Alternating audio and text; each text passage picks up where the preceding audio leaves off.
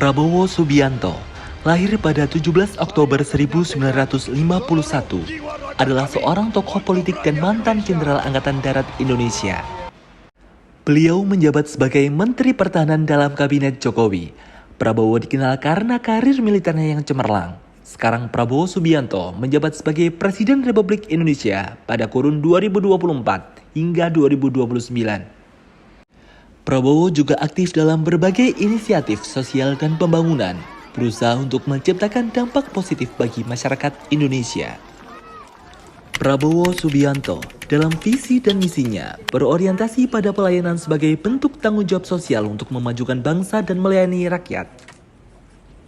Sebagai seorang figur yang berpengalaman dalam dunia militer dan politik, Prabowo menekankan pentingnya membangun negara yang kuat, berdaulat, dan sejahtera melalui pelayanan yang penuh dedikasi kepada masyarakat. Dengan demikian, orientasi pelayanan yang diusung Prabowo bukan hanya untuk memenuhi kewajiban politik, tetapi sebagai komitmen moral untuk membawa Indonesia menuju masa depan yang lebih baik dan berkeadilan. Akuntabel, yaitu melaksanakan tugas dengan jujur dan bertanggung jawab atas kepercayaan yang telah diberikan. Kementerian Pertahanan telah 5 kali berturut-turut memperoleh opini wajar tanpa pengecualian atau WTP dari BPK. Bapak Prabowo Subianto, Menteri Pertahanan, mendapatkan amanah untuk membelanjakan alokasi anggaran sebesar 1.705 triliun untuk mendukung modernisasi alutsista TNI. Di mana Kementerian Pertahanan akan berencana melakukan belanja alat utama sistem senjata atau pengadaan alutsista Indonesia, sehingga tercapai target prioritas pembangunan nasional di bidang pertahanan. Pada pemilu lalu, Direktur Eksekutif Indonesia Political Opinion atau IPO, Deddy Kurniasyah menilai bahwa Prabowo Subianto sebagai bakal capres paling kompeten dibanding 2 baca pres lain, yakni Ganjar Pranowo dan Anies Baswedan. Kompetensi Prabowo dinilai sudah sangat teruji dari kinerja sebagai Menteri Pertahanan RI. Prabowo dinilai sangat bijaksana sebagai pemimpin dengan menerima amanah sebagai Menhan di kabinet. Jaringan atau relasi Prabowo sangat luas hingga mancanegara. Hal itu merupakan bukti kualitas kinerja Prabowo di pemerintahan Presiden Bapak Joko Widodo. Selain itu, kompetensi Prabowo juga terbukti dengan mengeluarkan surat perdamaian antara Rusia dan Ukraina. Hal itu membuktikan bahwa Prabowo memiliki pengaruh besar di dunia internasional.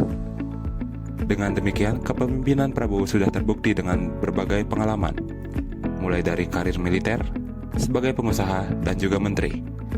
Dari pengalaman ini, dapat menjadikan sosok Prabowo Subianto sebagai sosok pemimpin yang berkarakter dan kompeten.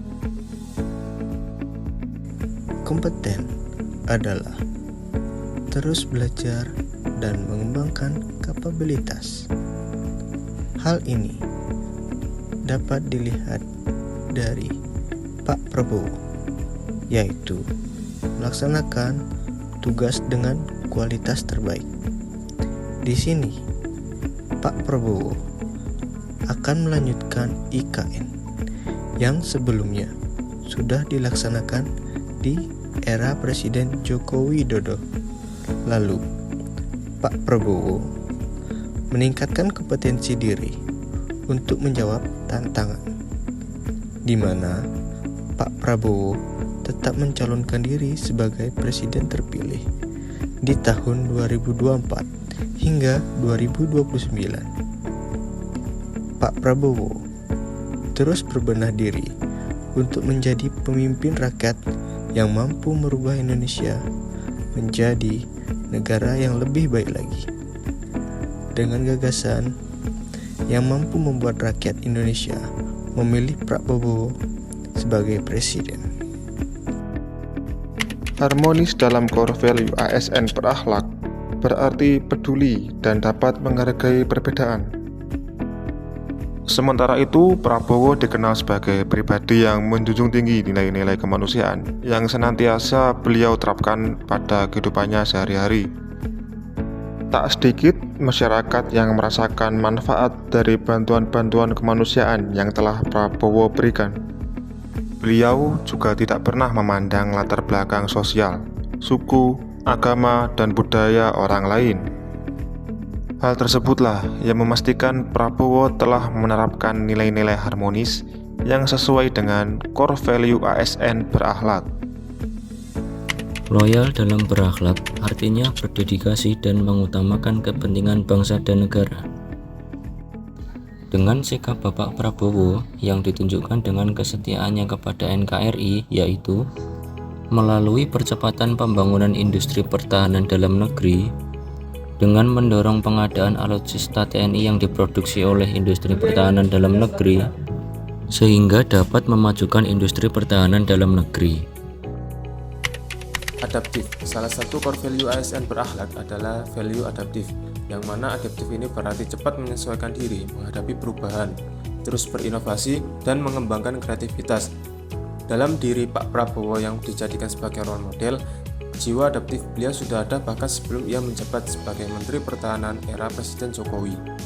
Ketika beliau menjabat sebagai Menteri Pertahanan, beliau mengimplementasikan value adaptif melalui langkah nyata, di mana beliau ketika sudah menjabat langsung bergerak untuk memodernisasi alutsista TNI yang sudah lama. Terbukti beliau sudah mendatangkan beberapa alutsista yang terbaru. Hal itu sebagai bukti nyata bahwa Pak Prabowo cepat beradaptasi dengan perubahan pada dunia militer internasional yang terus-menerus melakukan terobosan-terobosan baru. Selain itu, di zaman kepemimpinan beliau, Pak Prabowo berinovasi untuk membentuk komponen cadangan yang berada di bawah naungan Panglima dan Menteri Pertahanan sebagai bagian dari TNI, di mana komponen cadangan bertugas sebagai pasukan garda kedua setelah TNI dan Polri dalam menjaga dan melindungi kedaulatan NKRI. Strategi kolaboratif menjadi salah satu upaya dalam peningkatan kinerja, pengambilan keputusan yang lebih baik, mengembangkan inovasi, pengembangan jaringan, serta peningkatan kepuasan kerja. Big admiration for the history of China and also great admiration for the achievements of the leaders of the People's Republic of China.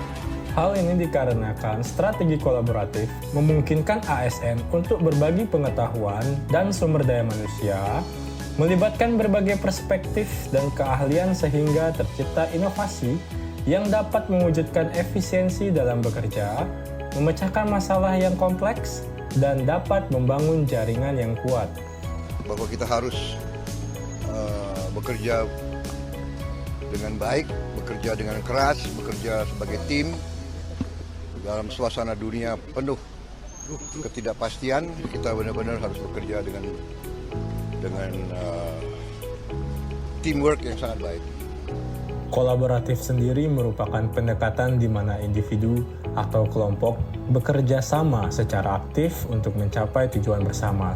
Dalam prosesnya, cenderung menekankan komunikasi, kepercayaan, dan saling menghormati antar anggota tim. Berikut merupakan panduan perilaku yang dapat dijadikan acuan dalam menerapkan nilai kolaboratif. Di antaranya, yang pertama, dengarkan dengan aktif. Mendengarkan pendapat orang lain tanpa diinterupsi menunjukkan rasa saling menghargai kontribusi antar anggota tim. Yang kedua, berkomunikasi jelas.